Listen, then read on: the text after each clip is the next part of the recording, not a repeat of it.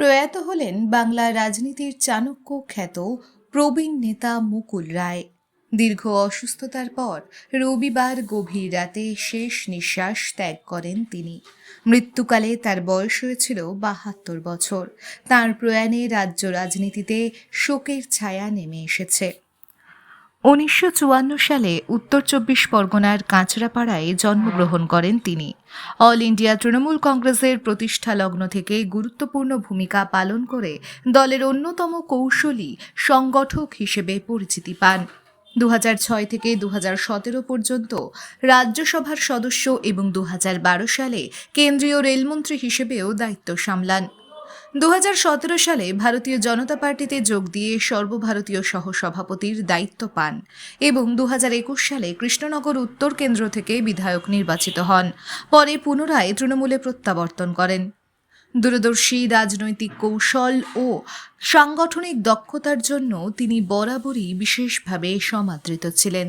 তাঁর প্রয়াণে বাংলার রাজনৈতিক অঙ্গনে এক যুগের অবসান হল। রাতে ১:৩০টার সময় ম্যাসিভ কার্ডিয়াক অ্যারেস্ট হয় এবং সেখান থেকে রিকভারি করতে পারেনি। কতদিন ধরে ভর্তি ছিল? মানে হসপিটালে ভর্তি ছিল ৬০০ দিন।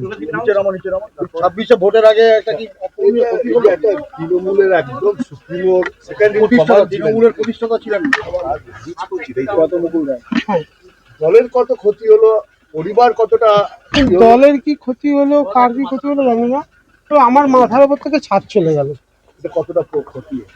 অপরন্ত ক্ষতি। 73। কতদিন হাসপাতালে ভর্তি ছিল? ৬০০ দিন। হ্যাঁ, ৬০০ দিন। কতদিন?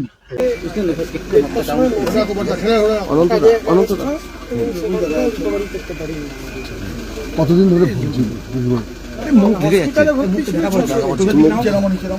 ২৬শে ভোটের আগে একটা কি একটা তৃণমূলের একদম সুপ্রিমোর প্রতিষ্ঠাতা ছিলেন। দলের কত ক্ষতি হলো, পরিবার কতটা? দলের কি ক্ষতি হলো, আমার মাথার উপর থেকে ছাদ চলে গেল। এটা কতটা ক্ষতি? এটা অপরন্ত ক্ষতি। বয়স কত ছিল? 73। কতদিন হাসপাতালে ভর্তি ছিল? ৬০০ দিন। কথা ৬০০ দিন।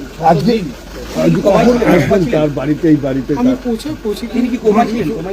অলমোস্ট কমাই। মুখ্যমন্ত্রী ফোন করেছিলেন, কি কোনো খবর নিয়েছেন? কাউকে জানাইনি দলের। আচ্ছা আচ্ছা। ও কেউ ফোন করেছিল? আমি কাউকে জানাইনি। না, তোমাকে কেউ ফোন করেছিল?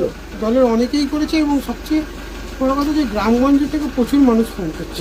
মুকুলদা তো একদম মাটির থেকে গ্রাউন্ড লেভেল থেকে। যদি আপনারা ছাড়েন তাহলে আমি পৌঁছাতে পারি। আমার হ্যাঁ, কাজগুলো বুঝেছি।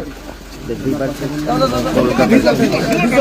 বাড়ির উদ্দেশ্যে কিন্তু রওনা দিচ্ছেন মুকুল পুত্র কিন্তু শুভ্রাংশু রায়।